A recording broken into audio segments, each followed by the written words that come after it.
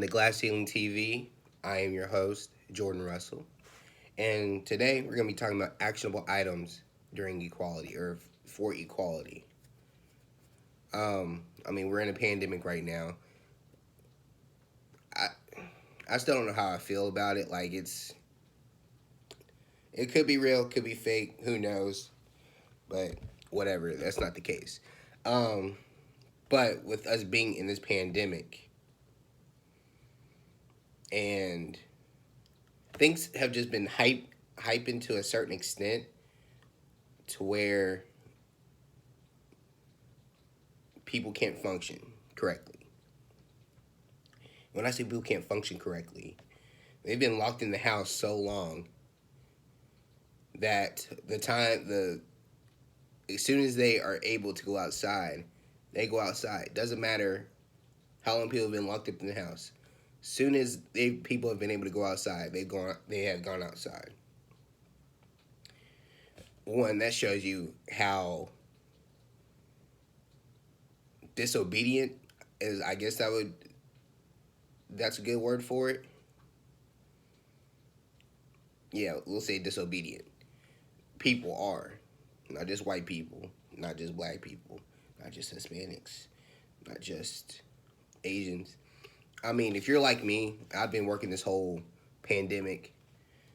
Honestly, I've probably gotten it. If it's real, I've probably gotten it and it's gone through my system. But I also have allergies. So during this time, um, but I think I've got it under control now because I just had to clean up some dust. But during this time, I have been sneezing quite a bit. But I'm not putting that towards Corona or whatever, COVID-19 or whatever, because that was. I've always had allergies around this time. I've always sneezed, coughed, done all that stuff during this time. So I don't put that towards anything other than allergies. But anyway, I want to talk about affordable items during equality or while fighting for equality. And I wrote some things down, like painting Black Lives Matter on streets. I it's honestly it's stupid. What is that doing? Like, that's not doing anything. You just saw a lady and a man go out there and trying to paint it. And the man was smart. He's the one that was speaking while she was doing all the hard work. That's the Now that's equality. But that was just, okay, that's stupid. My thing is, the people. There's like three types of people, and we'll talk about white people because this is who the main problem is going against, and not all white people, but I'm saying this is this. So on the left, you have the extremely supportive white people who want everybody to be successful. Doesn't matter what color you are. If you're a good person, they want you to be successful. And they've seen racism and all of that and stuff like that. They've done what they could in most cases. Then you have the people in the middle. People in the middle don't care whatsoever. Like, they don't care if you're successful, not successful. They don't care. They're just living their life. They're a normal person. They're whatever the case may be. They don't care. Like, it's not in a way of they don't care about other people's lives. It's just they don't, because it has nothing to do with them. Personally, it has nothing to do with them. Like, they may have black friends or whatever, but they just don't. They don't feel the need to express themselves in front of on the street or whatever, trying to say, oh yeah, we have solidarity, which is totally fine. Honestly, I think I fit there because I do care about black lives. Of course, I'm black. Of course, I care about black. But this whole protest and stuff, we'll get to that later. And anyway, you got the people on the right. And the people on the right are the people who don't see it. And I'm trying to think of a better way to say it. who don't understand the cause. They don't understand what it's for. They don't understand what we're fighting for.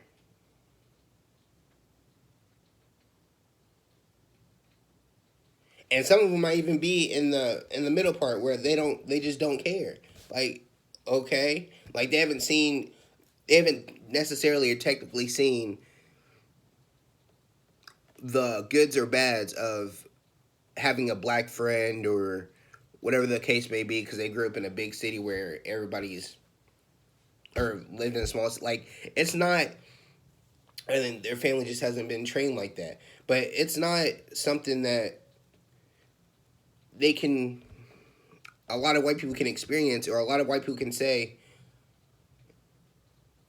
oh yeah, I've seen that. Yeah, that was wrong.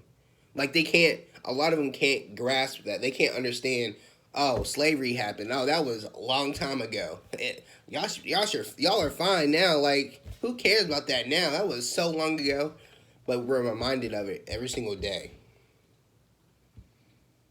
And I'm not even one to stand up for the Black Lives Matter movement and whatever stuff like that. That just hasn't been me. I've had my own message and my own type of wording towards that message, because I'm fighting for something totally different than what most are fighting for. They just want to be accepted in the white community. I'm trying to, like, why do you want to be accepted in a white community who already doesn't like you, who already doesn't see you being more than a worker or whatever, being less than them, someone they can make money off of? Why don't we? I mean, if that's how black people want to be too, we can be that. But why don't we use, not necessarily use, but why don't we benefit off each other instead of benefiting white people? That's my biggest question. Why can't we benefit from each other instead of benefiting from to white people? Everything we do runs through white people. Everything we do runs through white people. But again, we'll talk about that in another video. I mentioned the Black Lives Matter. NASCAR did something thought I would never see, honestly. And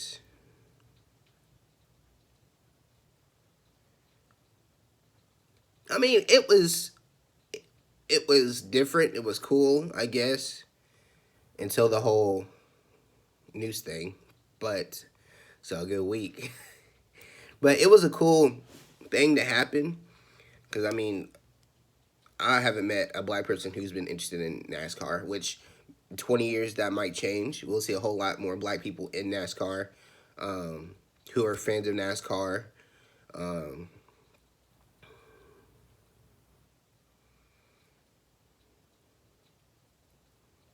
But yeah, it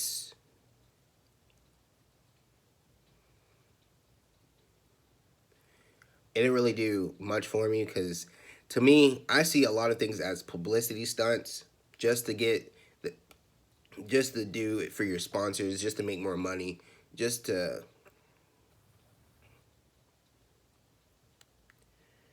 I don't know. People perceive things differently. That's just how I perceive it. It was just a publicity stunt. They don't really care.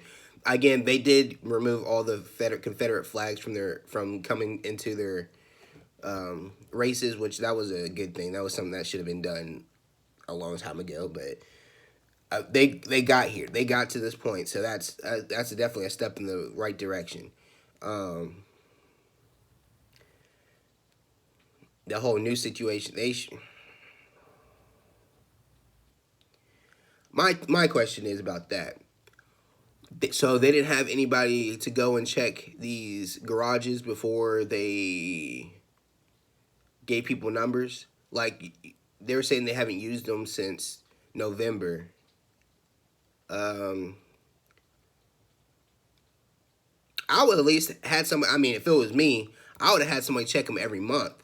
But if you don't want to do that, you could at least check them before you allowed racers to let, like, people to come back to the garages. You could a day. a day just to verify, especially doing something like that. You should know. You should know just from past experiences, and we'll talk about past and how history repeats itself later on too. Um, that's from past experiences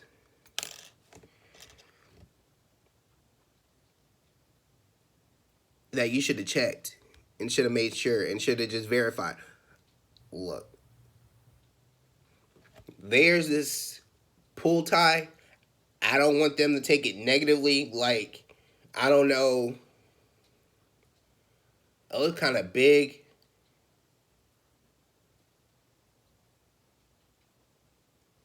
But this doesn't look. I mean, it's a pull tie. You can tell it's a pull. Someone was trying to make a pull tie because this is on multiple garages.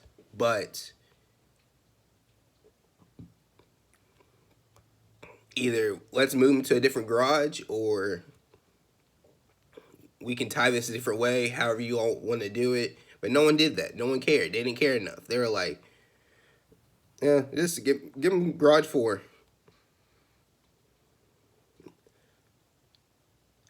And I'm like, why'd you have to do an investigation on it? Don't y'all have cameras in your? You don't have cameras in your garages or cameras on the facilities, so you can see someone coming in, coming out, doing the shit, and then leaving. I mean, that's just my concern. That's just my thinking about it. So, Vans. I'm actually very impressed with Vans because on July 7th, 2020, it was supposed to be like a national. Well, not really national, but black people weren't supposed to be spending money on July 7th, which that's something I've been saying too. If you want to follow me on Twitter, I'll get to you later. I can't remember right now. Twitter is Big Papa Russell at Papa Russell. I think my name is Russell Rebellion. Yeah, I think so. But yeah, follow me. Follow me on Instagram too. That's Jovid23. Jovid. I think I put an underscore 23. Yeah. But yeah, talked about that earlier too. But people don't want to listen to me. But Vans on that day on July 7th, I believe it was July 7th. Yeah, they had shut down their website. Like they had put a message on there saying, "We appreciate you coming here to buy our shoes or whatever, but right now we have much more important issues going on, and you can spend your money on Vans any other day. But today we're taking a stand, and we're not processing any orders for Vans on this day." Which that was I commend them on that. I like Vans. I wish I had big feet, so it's kind of hard to wear them, and I'm flat feet. So, but I will definitely support them in any way that I can because that when you're risking your dollar without anybody having to tell you to risk your dollar. Now that's change. That's something that I want to see. These other companies who are just doing it just to stay on the upper hand. Oh yeah, we do. We care about black people. Blah, blah, blah, blah, blah, blah, blah, blah. We did this. We did that. Blah blah blah blah. That's all it is. Is talk. That's all it is talk. But Vans actually took a stand, and I 100% appreciate them for that, and agree with them for that. So I just wanted to make sure I threw them in here. Ooh, actually, we'll save that one for last. The protesting and looting.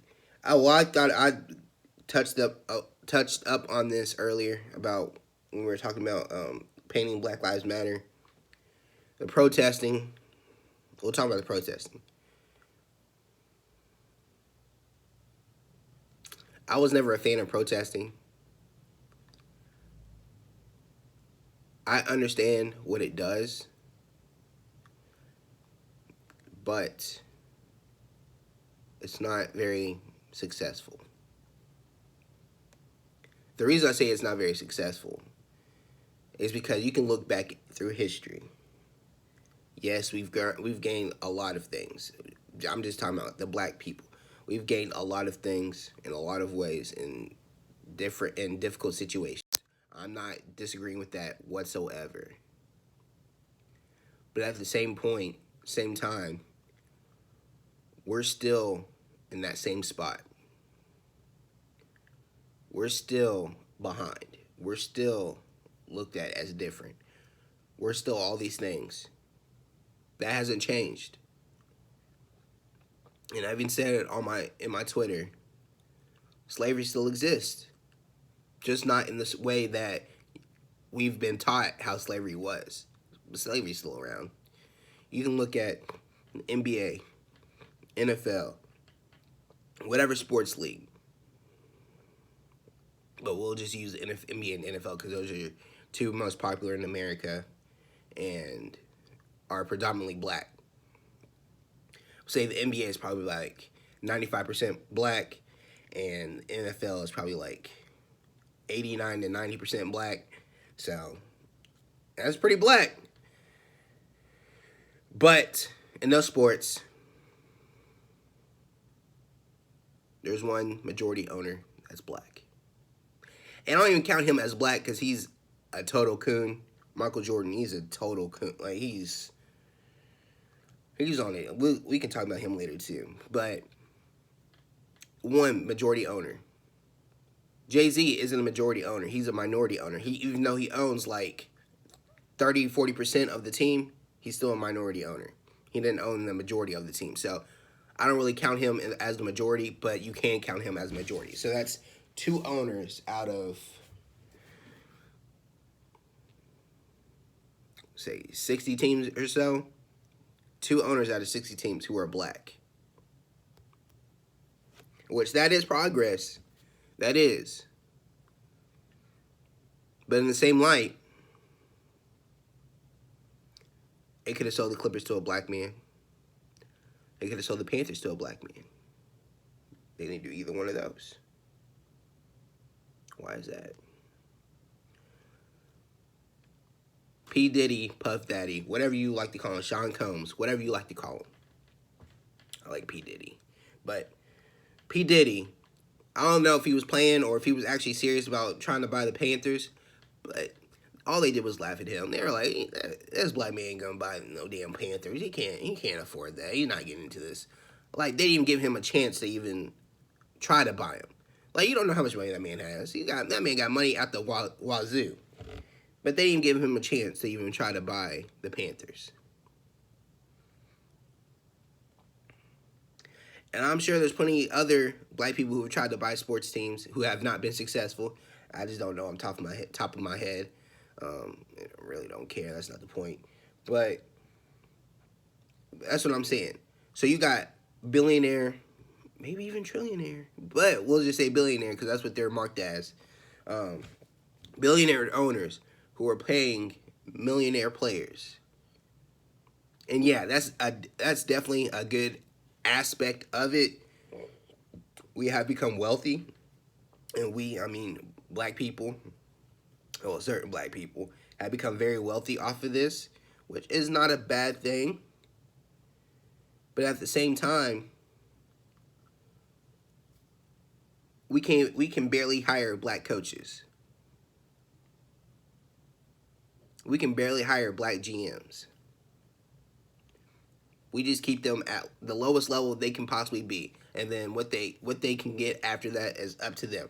But we just keep them at the lowest level as players. Like, Doc Rivers is really the only coach GM in the league. And he about to lose that shit. But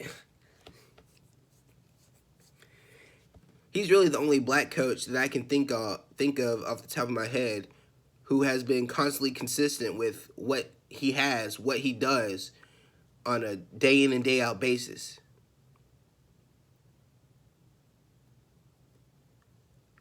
Black people are still looked at as the physical specimen. They're not thought of as being smart. And the black people who could run teams, they put them on TV to talk about how they would run teams. Like, they don't give them a chance to even run a team. Not saying that they want to, because that's a hard-ass job. But They don't even give them a chance. They just put them on TV. Oh yeah, here you go. Here's a nice $2 million deal contract to get on TV, which is not bad either. But that's not my point. These leagues are still owned by white people, ran by white people, will continue to be ran by white people. And we just keep eating it up. We just keep letting them make billions and billions of dollars off of us. Why don't we start our own leagues? I know obviously we wouldn't have the money to put up the type of players, the type of games, the type of whatever that they do, of course, not right now, but 20 years, 30 years, if we become successful and we can generate a lot of revenue, we can be just as successful, if not more successful. They just have the history. History doesn't mean anything. If you're passionate enough, history doesn't mean anything. People fight to change history every day. People are fighting to change history right now.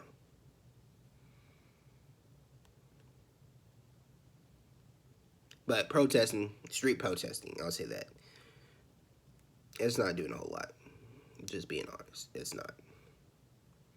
Yeah, you get little laws or whatever made here and there. Yes, you've gotten the statues taken down, which, in my humble opinion, I don't think they should have been up anyway, but that's a totally different thing. Like, why would, like, we're supposed to be America. We're supposed to be known as being so great, so strong, number one in the world. Like, no one can defeat us. But, especially in the South, but there are other places too.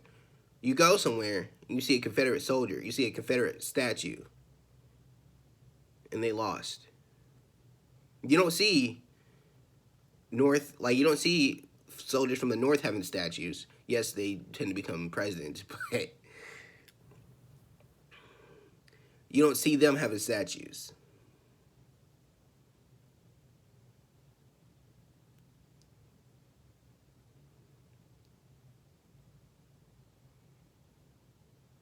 Why is that? So when they were making Southern statues, why didn't they make Northern hero statues?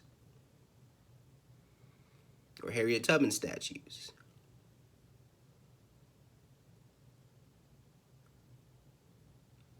They just now recently made a Martin Luther King statue. About 5, 6, 7 years now.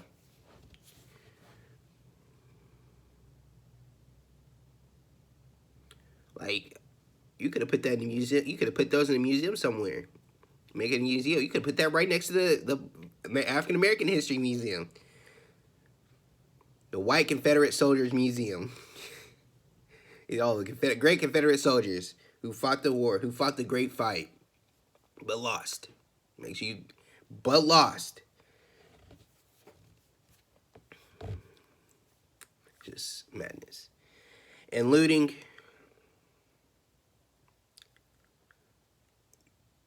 With the street protest, you take 5 steps forward. With looting, 10 steps back. Whether it's the same people or not, it doesn't matter. They see it all as one person. They see it all. They could see 20 different. They could see whatever. I don't know. But all they see is the same people who are doing that, do this. They would hire people. Hire cops to go in there and start it, just so people would do it. You gotta be stronger than that. Your mindset's gotta be more focused, because they're gonna push the narrative the way they want to, regardless. So doesn't matter if it's a bunch of white people who are doing it. If black people are out there, they'll lose the footage, so it don't matter. But yeah, if black people are out there, they'll blame it on them. Black people be standing still in the street, not doing anything, not saying a word, just standing there. But a white person start throwing something, and I'm not just saying it's white people who are looting. There's black people out there too. But my point is, they do stuff like that. on purpose. So I'm like, protesting in that way is not smart because you're making yourself vulnerable. Excuse me. You're making yourself vulnerable to what the things that could happen. You're getting maced. You're getting beat up. You're getting arrested. You don't have to do that. You don't have to get arrested to make a point. You don't have to have a black eye to make a point. Be bloodied up, um, all bruised up to make a point. You have money. That's how you make your point. Money revolves around everything in this world. No matter how you feel about money, if you think it's evil, it is evil. Money is very evil. But at the same time, it's still money. That's how you become successful. And success is different for everybody. However you decide to be successful, that's up to you. But if you want change, you have the money. You have to start taking shit back. And I don't mean taking it back. Oh, I don't want this somewhere. No. You have to stop buying from them. If you want things to change. Because they can, again, it's the companies who you're supporting haven't done anything for you in the likes of actually doing something. They might give some money here and there, but it's just money. Like, you don't know where that money is going to. You don't know who's using that money, how they're using that money. Like, some people might use it correct. I'm saying most probably would use it correctly, but some wouldn't. Some are just in it for the money, even if they are a nonprofit. Some are in it for the money, for the praise. You gotta realize, you gotta start to decipher who's in it for what. Are they in it for the actual cause? Are they in it for the praise? Are they in it for the money? Or are they in it for all three? You can be in it for all three.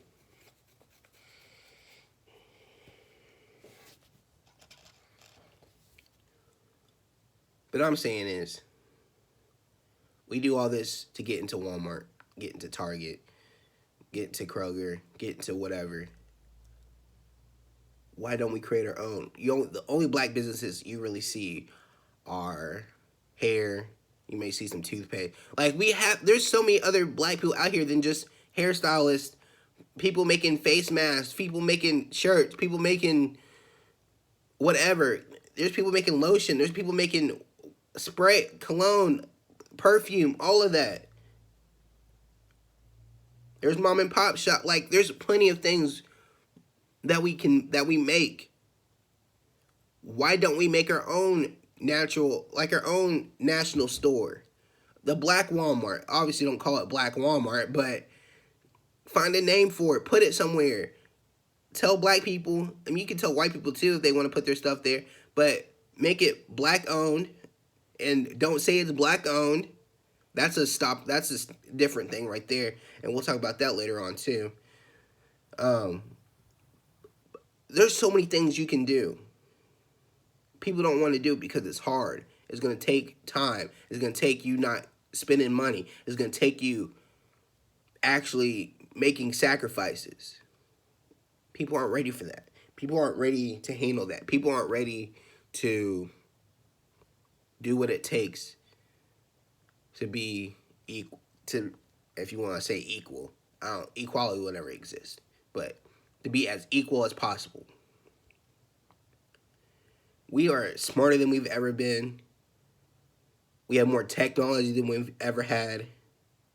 Like, stop trying to put it off to the next generation. Oh, you got to figure out how to do this. You got to figure out how to get to the. You got to figure out blah blah blah. Do it now. I'm 23 years old, and that's what I want to spend my life doing. Yes, I've gone to school. Yes, I've done that. I've gone through all of that. And we'll talk about that in another episode too. But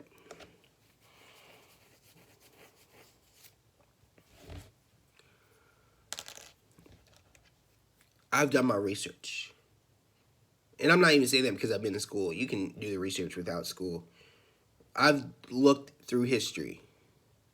The things that stand out to me, history repeats itself. History repeats itself. No matter how big or small it is. You'll see the same things that you will see now, just in different forms, in different ways. There's different things that are more acceptable in different times. So stuff we find acceptable now, 20 years from now, won't be acceptable.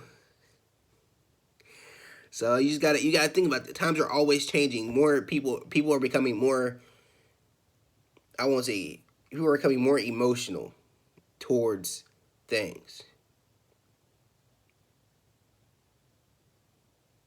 Not necessarily more educated, more emotional. Deeper feelings for things. So you gotta remember that. But yeah. If you're gonna be protesting, just be careful.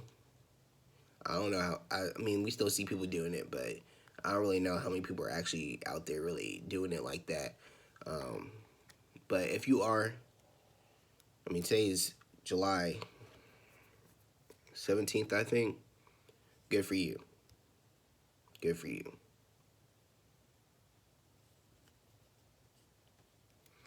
But that's all I have to say for this episode. Hope